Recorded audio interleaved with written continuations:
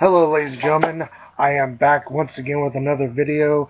This time this is going to be my Wrestlemania 31 review of tonight. It is now 1:02 in the morning of me getting to do this video. A few hours ago I seen the ending of Wrestlemania 31 and my god, leading up into it I had my predictions of who I wanted to win and all that, and who I thought would win, but I was shocked on the outcome for a lot of them, especially on the main event for the WWE World Title match.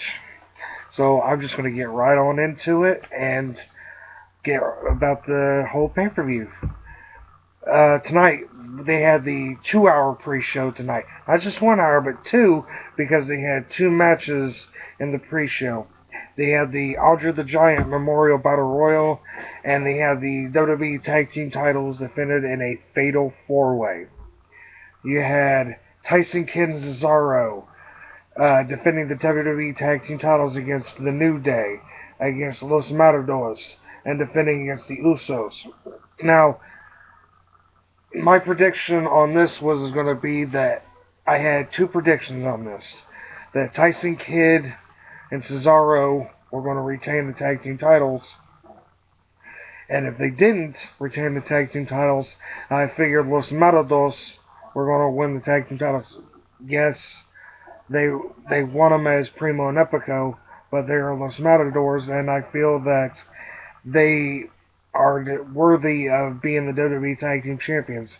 I knew the Usos were not going to win because Jay was hurt with an injured shoulder, and in that match at the beginning they took him out early just to get him out, just so they can have a good match. And that match really impressed me. I knew it was going to be a good match anyways because of everybody that was going to be in it, but it was a good match altogether. Tyson Kidd and Cesaro came out on top at the end and retained the WWE Tag Team titles. The next match on the pre-show was the 30-man Battle Royal for the Andre the Giant Memorial Trophy. Now, a lot of things were to be expected of this. Everybody had their picks to win, obviously. My pick to win the match was going to be Ryback or Big Show or Kane. Those are my 3 choices. I was more leaning towards Ryback to win because he's really dominating and all that. But that didn't happen. The guy who won the 30-man Battle Royal was the Big Show. And what's funny is, during the Battle Royal, we finally had the implosion of Damien Mizdow and The Miz. We finally had the implosion of the tag team. They are now officially split up. So obviously there's a big feud right there. It's going to go down the line. And seeing Damien Sandow now as a good guy is really good in the books for the WWE. And the Big Show winning the Andre the Giant Memorial Battle Royal, it's good for him because they have stated multiple times that he has never won a Battle Royal in WWE. When he was in WCW as the Giant, he won the World War III Battle Royal. But here in WWE, he hadn't until tonight, which is good news for him. And then they started WrestleMania. They started off with a bang with a ladder match for the WWE Intercontinental title.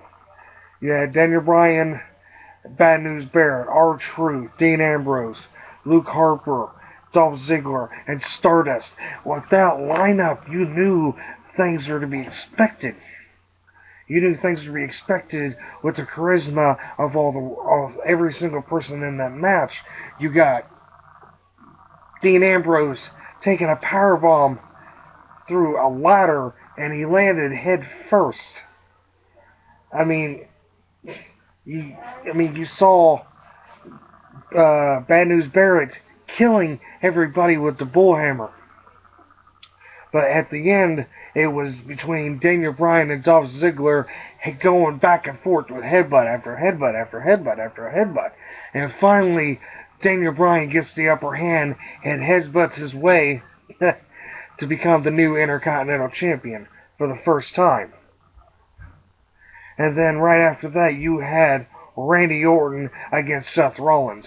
Now, if you did not watch WrestleMania, you need to watch WrestleMania for this match. This, not just this match, but the whole show period.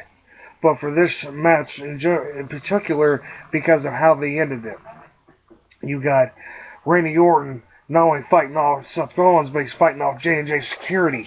He's trying to figure out a way how to win. He hits the RKO on Seth Rollins. Seth kicks out. Seth hits curb stomp, on Randy. Randy kicks out.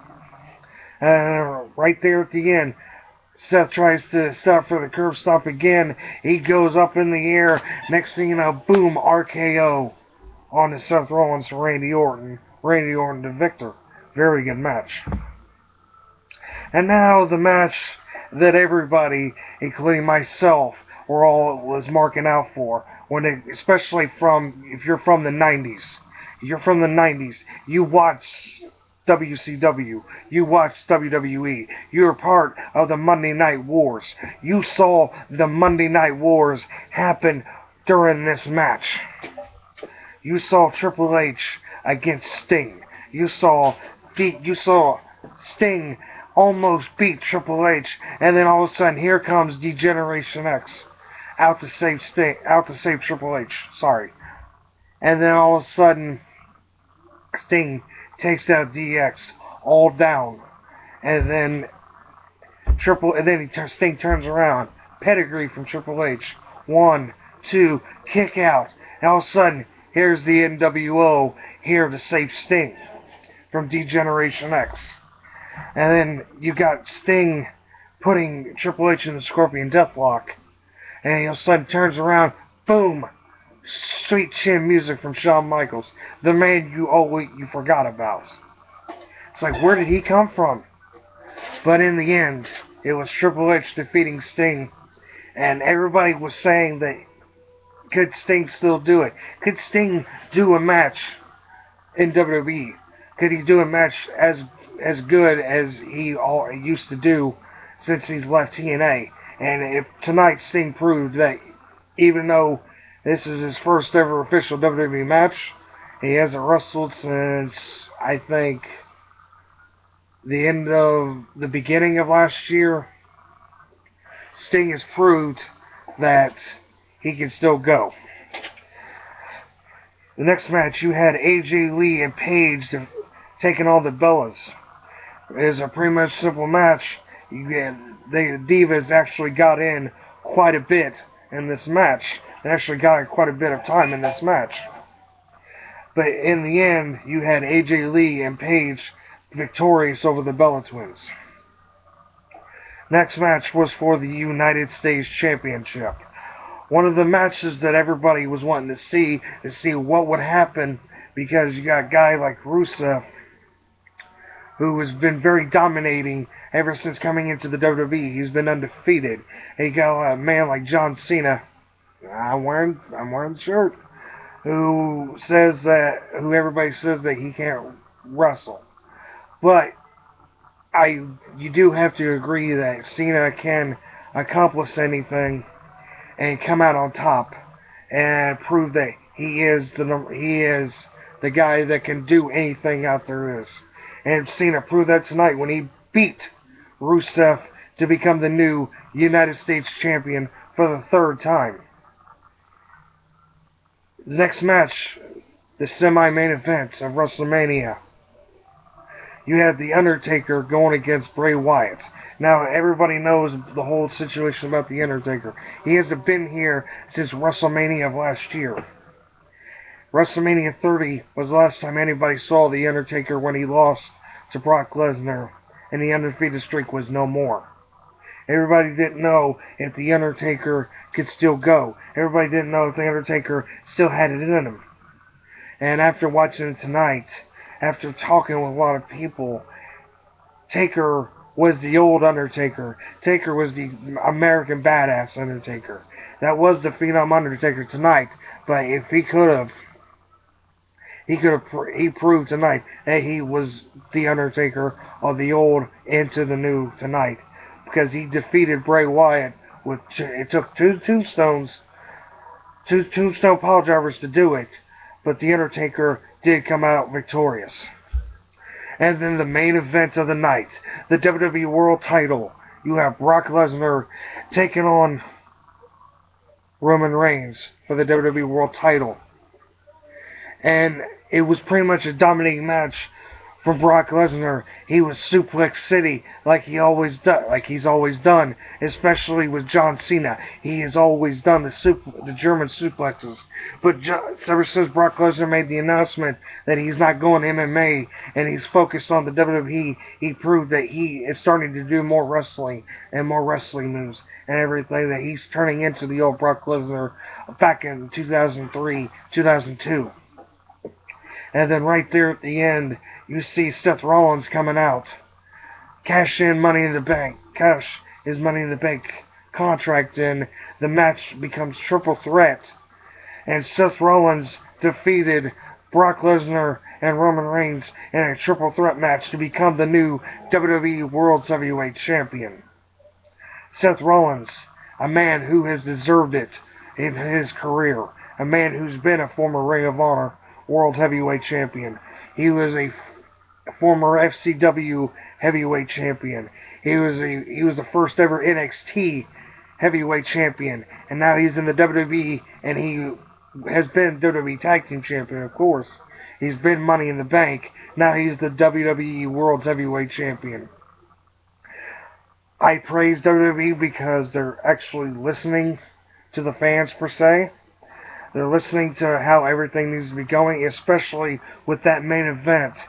That is how you're supposed to end a pay-per-view. You're supposed to end the pay-per-view on a high note. You started off with a high note, you ended on a high note, and with that big surprise altogether, Seth Rollins did the unthinkable, especially when he cashed in the Money in the Bank contract at WrestleMania. Has never been done yet until tonight. Seth Rollins is now the WWE World Heavyweight Champion, and we have to see what happens on Monday Night Raw. Sting and The Undertaker and Brock Lesnar are all booked to be on Monday Night Raw. Just have to wait and see what the future holds for everybody.